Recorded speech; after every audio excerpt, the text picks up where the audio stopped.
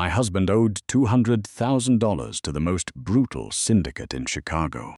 They took him, but when Dominic DeLuca came to collect, he didn't find a broken man's surrender. He found his own frail, dementia-ridden mother sitting in my kitchen, eating a slice of homemade peach cobbler. The rain in Chicago didn't just fall, it punished the asphalt. It slicked the cracked pavement of 42nd Street, reflecting the neon hum of the broken laundromat sign across the road. Inside the cramped second-floor apartment, Chloe Miller now, though the name felt like a heavy, ill-fitting coat, wiped her flour-dusted hands on her apron. Her reflection in the dark kitchen window showed the soft, rounded curves of a woman who had spent her life trying to be invisible.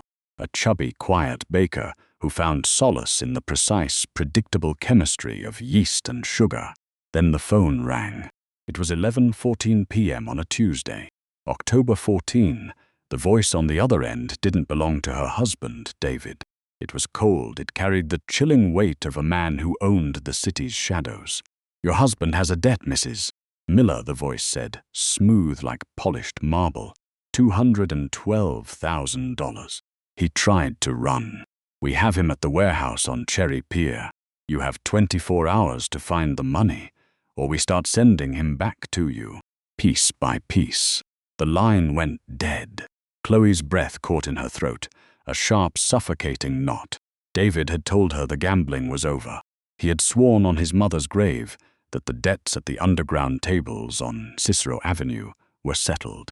He lied, he always lied. Her hands began to shake violently, knocking over a canister of sugar that spilled across the counter like a miniature snowdrift. $200,000. She didn't even have $200 in her checking account. She knew who held the debt. Everyone in the West Loop knew the name Dominic DeLuca. He was a ghost who lived in a fortress on Lakeshore Drive, a man feared by mayors and judges alike. A beast. Chloe sank to the linoleum floor, her knees giving out. Tears, hot and fast, tracked through the flour on her cheeks. She was just a baker. She decorated wedding cakes at Tartine on Grand Avenue. She didn't know how to fight monsters. But as the clock ticked to 11:30, a strange, desperate numbness took over. Fear, when it gets deep enough, turns into a cold, hard stone. She stood up. She washed her face. She didn't call the police. The police belonged to DeLuca. Instead, she took her car keys, the fob to her dented 2018 gray Honda Civic, and grabbed her heaviest canvas tote bag. She didn't drive to the warehouse on Cherry Pier.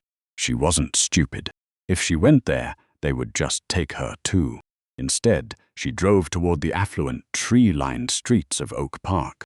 She knew where DeLuca's vulnerabilities lay, not because she was a criminal mastermind, but because she read the society obituaries and the local charity galas. Dominic DeLuca kept his life locked in a vault, but he had one glaring, heavily guarded secret. His mother, Clara DeLuca. An hour later, Chloe's Honda was idling 2 blocks away from a beautiful, sprawling Victorian home on Kenilworth Avenue. The rain blurred the windshield. Chloe's heart hammered against her ribs like a trapped bird. Her hands were sweating against the steering wheel. "What am I doing?" she thought. "This is madness." "I am a baker." She got out of the car. Her heavy footsteps were swallowed by the sound of the downpour. She didn't carry a gun. She carried a thermos of warm milk and a slice of fresh, heavily spiced apple cake from her bakery display. The security gate at the back of the property was supposed to be locked, but Chloe had spent weeks delivering high-end catering to this neighborhood. She knew the shifts. She knew the old guard, an elderly man named Frank, who took his smoke breaks at exactly 12:45 a.m. behind the detached garage. She slipped past him in the shadows, her breath shallow. The back door to the kitchen was unlocked, an oversight born of arrogant security. When she stepped into the pristine marble-tiled kitchen, she expected guards. Instead, she found a frail silver-haired woman sitting at the island, wearing a faded silk robe, staring blankly at the wall. Clara DeLuca. The woman had advanced Alzheimer's. She was a prisoner of her own fading mind. "Who are you?" Clara asked, her voice cracking, her eyes wide with a sudden childlike panic. Chloe froze, the air felt thick. She looked at the old woman, seeing not a mafia bargaining chip, but a frightened, confused mother. Chloe swallowed her terror, stepping into the warm light of the kitchen. "Hi, Clara," Chloe said softly, her voice trembling but gentle. "I'm Chloe. Your son, Dominic, asked me to come get you. He wants you to spend the night at my house. It's safer there." Clara blinked, the confusion swirling in her cloudy eyes. "Dominic, my boy? Is he okay?" "He's fine," Chloe whispered, her heart breaking at the raw vulnerability in the woman's face. "But we have to go now. I brought some cake." It was that simple. No guns, no blood. Just a terrified, overweight baker leading a confused billionaire's mother out into the rain by her fragile hand. Chloe helped Clara into the passenger seat of the Honda Civic, buckling her in with shaking fingers. As she threw the car into reverse and sped away from the mansion, Chloe looked in the rear-view mirror. She had just kidnapped the mother of the most dangerous man in Chicago. By 2:15 a.m., they were back in Chloe's cramped apartment. Clara was sitting at the small wooden kitchen table, happily eating the apple cake, completely unaware of the storm brewing around them. Chloe sat opposite her, staring at her phone. The 24-hour countdown was ticking. At exactly 3 a.m., Chloe's phone buzzed. A text message from an unknown number. A photo. It was David. He was tied to a metal chair in a dark room, his face bruised, blood dripping from his lip onto his torn shirt. Beneath the photo, a text. "The clock is ticking, Mrs. Miller." Chloe stared at the image of her husband. She expected to feel a wave of profound grief, but instead she felt a hollow, aching exhaustion. Then she looked up at Clara, who was smiling, a crumb of cake on her chin. Chloe took a deep breath. She unlocked her phone, opened the camera, and took a photo of Clara DeLuca sitting in her kitchen, holding a mug of tea. She sent it back to the unknown number, with a single sentence, "I have your mother, Dominic. If my husband dies, she never takes her medication again. Let's talk." The silence that followed the text message was deafening. Seconds stretched into agonizing minutes. Chloe sat perfectly still, the phone heavy in her palm, her knuckles white. Across the table, Clara hummed a faint, unrecognizable tune, tracing the grain of the wood with a wrinkled finger. Then the phone rang. The screen displayed the private number. Chloe swallowed hard, her throat dry as ash. She pressed answer and brought the phone to her ear. She didn't speak. She waited. "If you touch her," a voice whispered, and the sheer, unadulterated venom in those words made Chloe's stomach plummet. It wasn't the detached tone from earlier. This was Dominic DeLuca, the man stripped of his untouchable facade. He sounded like a feral animal backed into a corner. "If you so much as scratch her skin, I will dismantle your life piece by piece. Do you understand me, girl?" Chloe gripped the edge of the table to stop her hands from shaking. She forced her voice to remain steady, though her chest was heaving. "I haven't touched her, Mr. DeLuca. She's eating cake. She's perfectly fine. But my husband isn't. You have until dawn to bring David to my apartment. 412 West 42nd Street. Apartment 2B. If I see anyone else, if I see your men, I leave with her. And you'll never find her before her heart gives out without her pills. You don't have the stomach for this," Dominic snarled. "Try me," Chloe whispered and hung up. She didn't know where that courage came from. It was a bluff, a terrifying gamble. She could never hurt Clara. But Dominic didn't know that. For the next 2 hours, the apartment felt like a tomb. Chloe helped Clara onto her small, floral-patterned sofa, wrapping her in a warm fleece blanket. The old woman drifted off to sleep, her breathing peaceful, completely insulated from the deadly chess match being played over her head. Chloe sat on the floor by the door, her knees pulled to her chest, watching the minutes tick away on the microwave clock. 3:45 a.m. 4:50 a.m. The sky outside began to turn a bruised, pale purple. The rain had stopped, leaving behind a thick, suffocating fog. At 5:10 a.m., a heavy, deliberate knock echoed through the door. 3 slow thuds. Chloe's heart leaped into her throat. She stood up, her legs stiff and trembling. She walked to the door, looked through the peephole, and her breath hitched. Standing in the dimly lit hallway was Dominic DeLuca. He was alone. He wore a tailored charcoal overcoat, completely unbuttoned, revealing a crisp white shirt beneath. He was tall, striking, with sharp, aristocratic features and dark eyes that burned with a terrifying intensity. But what shocked Chloe was his hands. They weren't covered in blood. They were tucked into his pockets, but she could see the tension in his broad shoulders. He looked exhausted, lonely even. There was a profound, heavy darkness around him that didn't feel like malice. It felt like grief. Behind him, leaning against the hallway wall, was David. Her husband looked pathetic. His nose was broken, his face swollen, but he was alive. Chloe unlocked the deadbolt. The sound echoed like a gunshot in the quiet apartment. She cracked the door open, keeping the security chain engaged. "Where is she?" Dominic's voice was a low, gravelly baritone. He didn't look at Chloe with anger. He looked at her with a piercing, analytical scrutiny, as if trying to understand how this ordinary, chubby woman had managed to breach his defenses. "She's asleep on the couch," Chloe whispered, her eyes shifting to David. "Let him go." Dominic tilted his head slightly. He reached out, grabbed David by the collar of his jacket, and shoved him forward. "He's yours. He's a parasite, Chloe. You risked your life for a man who gambled away your life savings at the Starlight Lounge on Friday night." The mention of the specific date and location hit Chloe like a physical blow. Friday night, David had told her he was working overtime at the auto shop. Chloe unlatched the chain and opened the door. David stumbled into the apartment, groaning, collapsing onto the entryway floor. He didn't look at Chloe. He didn't say thank you. He just whimpered, curling into a ball. Dominic stepped past him, his presence instantly shrinking the small room. He walked straight toward the living room, his eyes fixing on the sleeping form of his mother. The terrifying mafia boss suddenly collapsed inward. Chloe watched, stunned, as Dominic sank to his knees beside the sofa. He took Clara's frail hand in his own large, calloused palms and pressed it to his forehead. His shoulders trembled, just for a second, a silent, hidden agony. "Mama," he whispered, so softly Chloe barely heard it. Clara stirred, her eyes fluttering open. She looked at Dominic, and for a fleeting, miraculous second, a spark of recognition shone in her eyes. "Dommy, you came."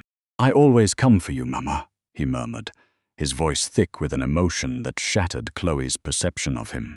This wasn't a monster. This was a son drowning in the slow loss of his mother. Dominic stood up slowly, turning to face Chloe. The vulnerability vanished, replaced instantly by the cold, hard mask of the Don. He reached into his overcoat and pulled out a heavy black notebook and a pen. He threw it onto the kitchen table. "The debt is cleared," Dominic said, his eyes locking onto Chloe's. "But you owe me now, Chloe Miller. You took something of mine. You proved you can get close to me. I don't leave wildcards alive." Chloe backed away until her spine hit the kitchen counter. "I just wanted my husband back." "We're even." "We are not even," Dominic said, stepping closer, his shadow enveloping her. The scent of rain, expensive cologne, and tobacco filled her senses. "You're going to work for me now. My mother liked your cake. She hasn't smiled like that in 2 years. You will come to the house every day. You will bake for her. You will watch her." "And if I say no?" Chloe defied, her voice shaking. Dominic glanced down at David, who was still groaning on the floor. A cold smile touched his lips. "Then I tell you the truth about your husband." The first twist, Chloe. David didn't just gamble that money away. He sold your bakery's deed to my men to cover his tracks. He didn't lose his life tonight. He gave yours away. Chloe froze, the world spinning on its axis. She looked at David, who refused to meet her eyes. The realization crashed over her like a tidal wave. Her husband hadn't been captured. He had traded her life's work to save his own skin. The silence in the room became absolute, a suffocating vacuum where even the hum of the refrigerator seemed to die. Outside, the first pale rays of Wednesday morning light bled through the grease-stained window of the kitchen, casting long, distorted shadows across the linoleum. Dominic didn't move. His body remained perfectly still, but the air around him grew charged, heavy with a lethal, static energy. His gaze slowly detached from his mother and drifted down to David, who was still curled on the floor. David's breath hitched. He tried to scramble backward, his boots squeaking against the cheap flooring, but his back hit the base of the refrigerator. "She's crazy, Dominic. You know she's crazy," David shrieked, his voice cracking into a panicked, high-pitched register. "She has dementia. She doesn't know what she's saying. I've never even met your father." "Mama," Dominic said, his voice terrifyingly quiet, devoid of any inflection. He didn't look away from David. "What papers?" Clara sat up straighter, her frail hands gripping the edges of the floral fleece blanket. The foggy, childlike confusion that had clouded her eyes all night was gone, replaced by a crystalline, piercing sharpness that looked incredibly like her son's. "The blue ledger, Dommy. The one from the safe in the study on Lakeshore Drive. The night your father's car went into the river. October 12th, 3 years ago. This man, he was there. He was the driver." Chloe felt the room tilt. October 12th, 2023. That was the night David had come home drenched in sweat, claiming he had been carjacked near the Dan Ryan Expressway. He had sold his own car the very next day and refused to talk about it again. "David," Chloe's voice was a whisper, a hollow thread of sound. "What is she talking about?" David didn't answer her.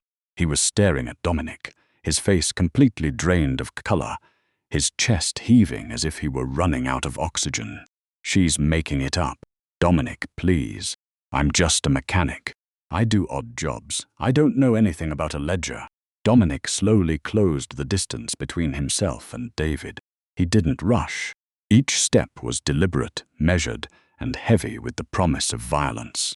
He stopped right in front of David, looking down at him like a man deciding where to step to avoid a puddle of mud. "My father's car was pulled from the Chicago River 3 years ago," Dominic said, his voice a low, rhythmic purr that made the hairs on Chloe's arms stand up. "The brakes had been cut.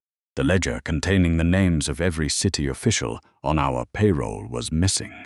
We assumed it was the Genovese family. We looked for 3 years." Dominic bent down, grabbing David by the hair and pulling his head back so their eyes met. David let out a sharp, pathetic yelp. "But you," Dominic murmured, staring into David's terrified eyes. "You're just a degenerate gambler who sweeps the floors at the Starlight Lounge. How does a cockroach like you get into my father's safe?" "I didn't. I swear to God, I didn't."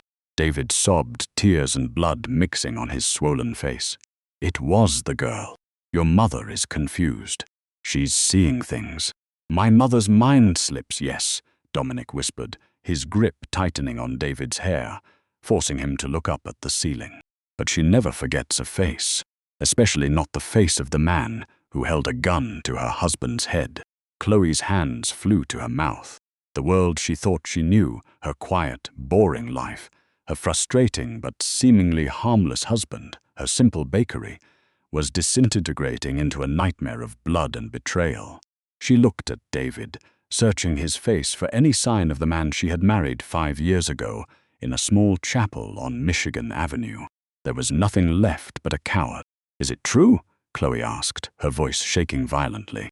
"David, did you kill his father?" David looked at Chloe, his eyes wild, desperate. "Chloe, you have to help me. Tell him I was with you. Tell him anything." "You weren't with me," Chloe said, the realization settling into her bones like ice. "That was the night you came home at 4 in the morning. You told me you were helping a friend with a broken-down truck. You lied. You've been lying to me every single day."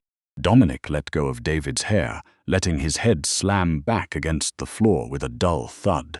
He stood up, taking a pristine white silk handkerchief from his pocket and slowly wiping his fingers. His eyes shifted to Chloe. The cold, calculating monster was gone, replaced by something much more complex. There was a flickering shadow of respect in his gaze. You brought my mother here to save him, Dominic said, his voice dropping to a softer, almost intimate register. You risked everything for a man who used you as a shield. What do you want to do with him, Chloe?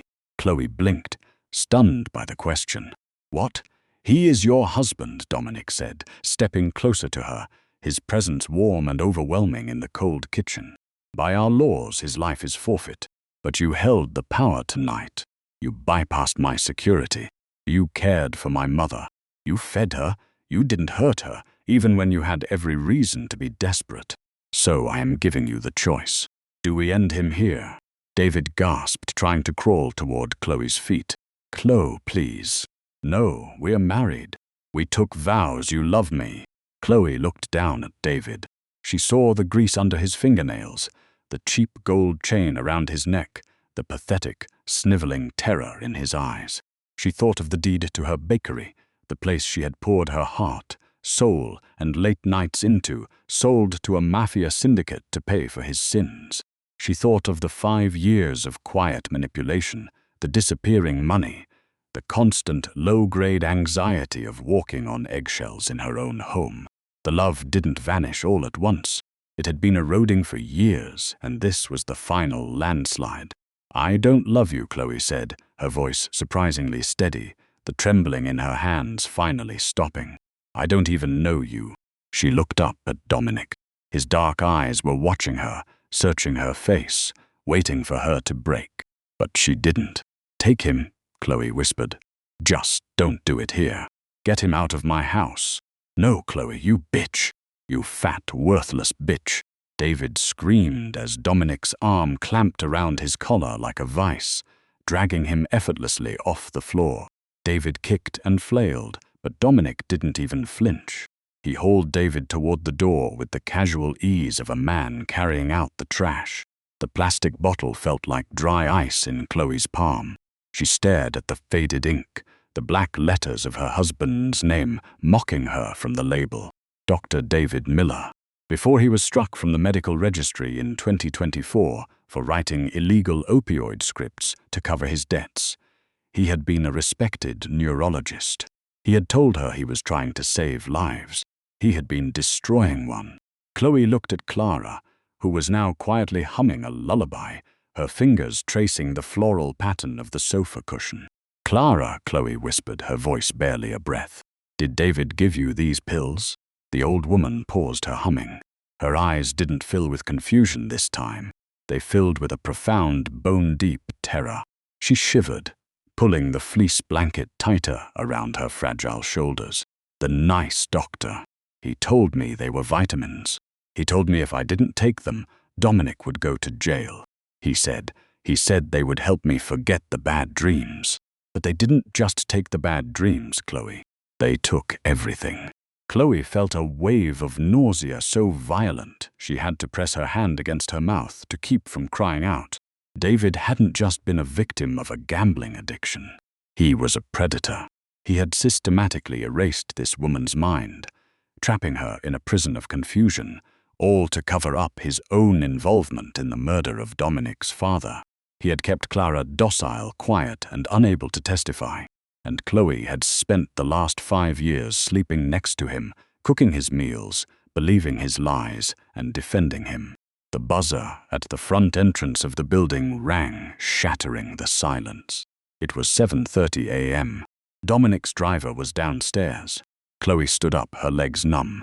She packed Clara's belongings into her heavy canvas tote bag, ensuring the plastic medication bottle was buried deep at the bottom.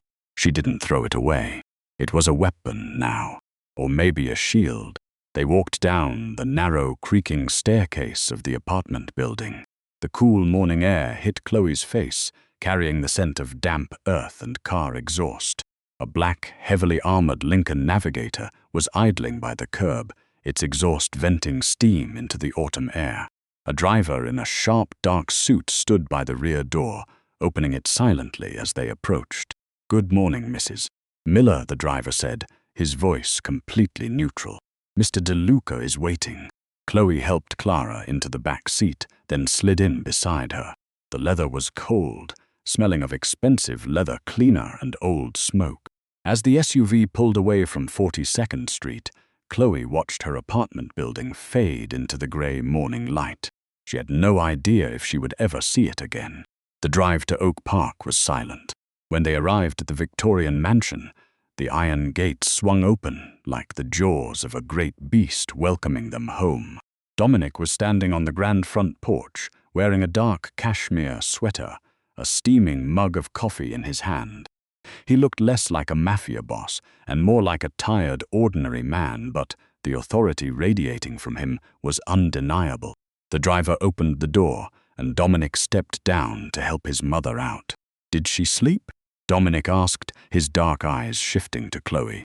There was a quiet intensity in his gaze, a searching quality that made Chloe's pulse quicken. "She slept a little," Chloe said, her voice steady. "She needs her real medication, Dominic, not the ones in her purse." Dominic's brow furrowed. He guided his mother inside, where a maid immediately took Clara's coat and led her toward the bright, sun-drenched breakfast nook. Dominic turned back to Chloe, gesturing for her to follow him into his private study, a room lined with mahogany bookshelves and smelling of old paper and scotch. He closed the heavy double doors, shutting out the rest of the house. "What do you mean, not the ones in her purse?" Dominic asked, leaning against his desk, crossing his arms. Chloe took a deep breath. She reached into her canvas bag, pulled out the plastic medication bottle, and placed it gently on the polished wood of his desk. "Your mother didn't just develop Alzheimer's, Dominic," Chloe said, her voice dropping to a hard, cold whisper. "She was chemically lobotomized by my husband." Dominic froze. His gaze dropped to the bottle and then slowly rose back to Chloe. The air in the room grew freezing cold. "Explain." "David was her doctor 3 years ago," Chloe said, the words tasting like poison in her mouth. "Before he lost his license, he was prescribing high-dose anticholinergics and experimental sedatives under the guise of therapy. He used his medical access to systematically destroy her memory so she could never identify him as the driver who helped kill your father. He didn't just steal from you, Dominic. He erased your mother." Dominic's hand reached out, his fingers slowly wrapping around the plastic bottle. His knuckles turned white, the plastic crinkling under the immense, crushing pressure of his grip. The quiet, controlled mask he wore, so well cracked, revealing a raging, burning furnace of absolute fury. "He did this," Dominic whispered, his voice shaking with a terrifying, vibrating anger. "He took her from me." "Yes," Chloe said, "but he didn't act alone." And here she delivered the third, final twist, the one that she had realized during the long, silent drive to Oak Park. "David was a mechanic and a disgraced doctor," Chloe said, stepping closer to Dominic, refusing to back down from his terrifying presence. "He didn't have the clearance to get into your Lakeshore Drive safe. He didn't know the codes, and he certainly didn't have the money to pay off the security guards. Someone inside your own house gave him the codes. Someone who wanted your father dead and wanted your mother silenced." Dominic stared at her, the rage in his eyes suddenly turning into a cold, calculating shock. "Who?" Chloe reached into her canvas tote bag once more and pulled out the heavy black notebook Dominic had left on her kitchen table. She flipped it open to the pages detailing the Starlight Lounge debts. "Look at the dates of David's debts," Chloe said, pointing to the neat handwritten ledger. "Every single time he lost money, the payout was approved by the same signature. Your underboss, your cousin, Anthony. Anthony wasn't collecting David's debts, Dominic. He was paying him. He was funding David's gambling to keep him quiet, and he used David to destroy your mother's mind, so she could never tell you that Anthony was the one who cut your father's brakes. The silence that followed was absolute. Through a labyrinth of betrayal and blood, a quiet baker proved that the most powerful weapon isn't a gun. It's the quiet courage of a woman protecting the innocent. Her journey from a helpless victim to the protector of a mafia empire is a testament to the strength hidden within the gentlest hearts. If Chloe's fierce resilience and Dominic's unexpected vulnerability moved you, please hit like, share this story with someone who needs to hear it, and subscribe so you never miss another gripping tale.